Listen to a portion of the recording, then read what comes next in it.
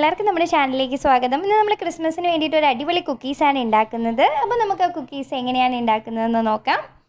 അപ്പോൾ നമുക്ക് കുക്കീസ് ഉണ്ടാക്കാനായിട്ട് ആദ്യം 1.5 കപ്പ് മൈദാമാവ് എടുത്തിട്ടുണ്ട്. അതേപോലെ തന്നെ ഒരു 1/4 കപ്പ് പഞ്ചസാര എടുത്തിട്ടുണ്ട്. അത് 2 ഏലക്കയും കൂടി ചേർത്തിട്ട് പൊടിച്ചെടുത്തിട്ടുള്ളതാണ്. പിന്നെ നമുക്കൊരു 1/2 കപ്പ് നെയ്യാണ് വേണ്ടത്. അപ്പോൾ നമുക്ക് പിന്നെ വേണ്ടത് കുറച്ച് ഫുഡ് കളർ കൂടിയാണ്. അപ്പോൾ ആദ്യം നമുക്ക് നെയ്യ് ഇതിലേക്ക് ഇട്ട് കൊടുക്കാം. നെയ്യ് ഇട്ട് കൊടുത്തതിന് ശേഷം അതിലേക്ക് നമ്മൾ പൊടിച്ചു വെച്ചിട്ടുള്ള പഞ്ചസാര കൂടി ചേർത്ത് കൊടുക്കുകയാണ്. ഇതിൽ 2 ഏലക്കയും കൂടി ചേർത്തിട്ടാണ് ഞാൻ പൊടിച്ചെടുത്തിട്ടുള്ളത്. പൊടിച്ചെടുക്കുമ്പോഴാണ് നമുക്ക് 1/4 കപ്പ് കിട്ടേണ്ടത്. ഒരു 1/2 കപ്പും കുറച്ചും കൂടി എടുത്തിട്ട് നമ്മൾ പൊടിച്ചെടുക്കുമ്പോൾ നമുക്ക് 1/4 കപ്പോളം കിട്ടും. അതിനുശേഷം നമുക്ക് ഈ നെയ്യും പഞ്ചസാരയും കൂടി നല്ലതുപോലെ ഒന്ന് മിക്സ് ചെയ്തെടുക്കണം. ഈ പഞ്ചസാര അലിഞ്ഞ് കിട്ടുന്നത് വരെ നമുക്ക് മിക്സ് ചെയ്തെടുക്കണം. അതേപോലെ ഇതിനെ ഇതേപോലെ അടിച്ച് നമുക്ക് പതപ്പിച്ചെടുക്കുക കൂടി വേണം. അപ്പോഴാണ് ആ കുക്കീസിൻ്റെ ആ ടെക്സ്ചർ ശരിയാവുള്ളൂ. ഇനി നമുക്കിതിലേക്ക് ഒരു നുള്ളു ഉപ്പ് കൂടി ചേർത്ത് കൊടുക്കുന്നുണ്ട്. അത് മധുരം ഒന്ന് ബാലൻസ് ചെയ്യാൻ വേണ്ടി മാത്രമാണ് ചേർത്ത് കൊടുത്തിട്ടുള്ളത്. ഇനി നമുക്കിതിലേക്ക് കുറേശ്ശെ മാവ് ചേർത്ത് കൊടുത്തൊന്ന് മിക്സ് ചെയ്തെടുക്കാം. അപ്പോൾ ആദ്യമേ നമ്മൾ മാവ് ചേർത്ത് കൊടുക്കുകയാണെങ്കിൽ നല്ലതുപോലെ മിക്സ് ചെയ്തെടുക്കാനായിട്ട് പറ്റില്ല. അതുകൊണ്ടാണ് കുറേശ്ശെ ചേർത്ത് നമുക്ക് ഇതേപോലെ ഒന്ന് മിക്സ് ചെയ്തെടുക്കാം. അപ്പോൾ ആദ്യം സ്പൂൺ വെച്ചിട്ട് നമുക്കിങ്ങനെ പതുക്കെ ഒന്ന് മിക്സ് ചെയ്തെടുക്കാം. ഒരുപാട് പ്രഷർ കൊടുത്ത് മിക്സ് ചെയ്തെടുക്കണ്ട കേട്ടോ. അപ്പോൾ ഇതേപോലെ ഒന്ന് മിക്സ് ചെയ്തെടുത്തതിന് ശേഷം പിന്നീട് നമുക്ക് കൈ വെച്ചിട്ട് ഇതേപോലെ ഒന്ന് കുഴച്ചെടുക്കാം. അതിനുശേഷം ഇതിൽ നിന്ന് പകുതി ഭാഗം നമുക്ക് മാറ്റാം. നമുക്ക് കളർ ചേർക്കാനുള്ളത് കൊണ്ടാണ് പകുതി ഭാഗം മാറ്റി വെച്ചിട്ടുള്ളത്. ഇനി നമുക്കിതിലേക്ക് കുറച്ച് റെഡ് ഫുഡ് കളർ കൂടി ചേർത്ത് കൊടുക്കുന്നുണ്ട്. ക്രിസ്മസ് കുക്കീസ് ആയതുകൊണ്ടാണ് റെഡ് കളർ ചേർത്ത് കൊടുത്തിട്ടുള്ളത്. നമ്മൾ അല്ലാണ്ട് ഉണ്ടാക്കുമ്പോൾ കളറൊന്നും ചേർത്ത് കൊടുക്കണ്ട കേട്ടോ. ഫുഡ് കളർ അധികം നല്ലതല്ല, അതുകൊണ്ടാണ്. അപ്പം ഞാൻ 2 കളറും ആക്കി ഇവിടെ വെച്ചിട്ടുണ്ട്. ഒന്ന് കളർ ചേർക്കാണ്ടും ഒന്ന് റെഡ് കളറിലും. ഇനി നമുക്കിതിനെ ഇഷ്ടമുള്ള ഷേപ്പിലേക്ക് ആക്കിയെടുക്കാം. ഞാനിവിടെ കുറച്ച് ഷേപ്പുകൾ കാണിക്കുന്നുണ്ട്. അത് നിങ്ങളുടെ അനുസരിച്ച് ചെയ്ത് കൊടുക്കാം. നിങ്ങൾക്ക് ഇഷ്ടം അനുസരിച്ച് എങ്ങനെ ഷേപ്പാണോ അതേപോലെ ചെയ്ത് കൊടുക്കാം. അപ്പം നമുക്കിതിങ്ങനെയാണ് ഷേപ്പ് ചെയ്തെടുക്കുന്നതെന്ന് നോക്കാം.